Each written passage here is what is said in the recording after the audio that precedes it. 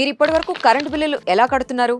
Payment చేసేందుకు PhonePe, Google pay, Amazon pay, Paytm వంటివి వాడుతున్నారా? అయితే ఇకపై అలా చేయడం కుదరదు. ఎందుకంటే థర్డ్ పార్టీ యూపీఐ యాప్స్ ద్వారా విద్యుత్ ఛార్జీల చెల్లింపులను రిజర్వ్ బ్యాంక్ ఆఫ్ ఇండియా నిలిపివేసింది. తెలంగాణ, ఏపీలో కూడా ఇది అమలవుతోంది. ఈ నేపథ్యంలో ఆన్లైన్లో కరెంట్ బిల్లులు ఎలా పే చేయాలో ఈ వీడియో చూసి తెలుసుకోండి. ఒకప్పుడు పవర్ బిల్స్ కట్టాలంటే కరెంట్ ఆఫీసులకు వెళ్లాల్సి వచ్చేది. కానీ యూపీఐ పేమెంట్స్ అందుబాటులోకి వచ్చాక ఆ పని చాలా ఈజీ అయింది. PhonePe, Google pay, Amazon pay, Paytm వంటి ద్వారా ఆన్లైన్లోనే ఛార్జీలు చెల్లించేవాళ్లం. కానీ రిజర్వ్ బ్యాంక్ ఆఫ్ ఇండియా నిర్ణయం కారణంగా ఇప్పుడు ఆ వీలు లేకుండా పోయింది.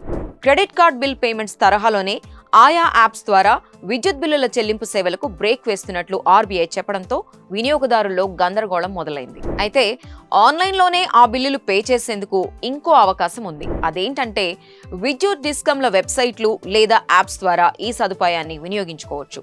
ఆర్బీఐ రూల్స్ తెలంగాణ, ఏపీలో సోమవారం నుంచి అమల్లోకి వచ్చిన నేపథ్యంలో కస్టమర్లకు ఇప్పుడు ఈ ఆప్షన్ ఆల్టర్నేట్గా మారింది.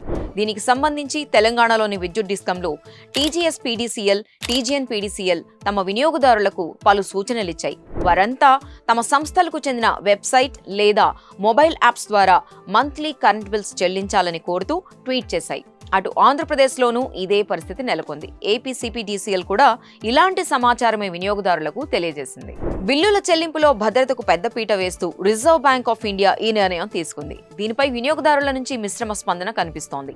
మరి దీనిపై మీ స్పందన ఏంటి? కామెంట్స్ లో తెలియజేయండి. For more interesting updates, please subscribe Suman IT TV. Thank you for watching.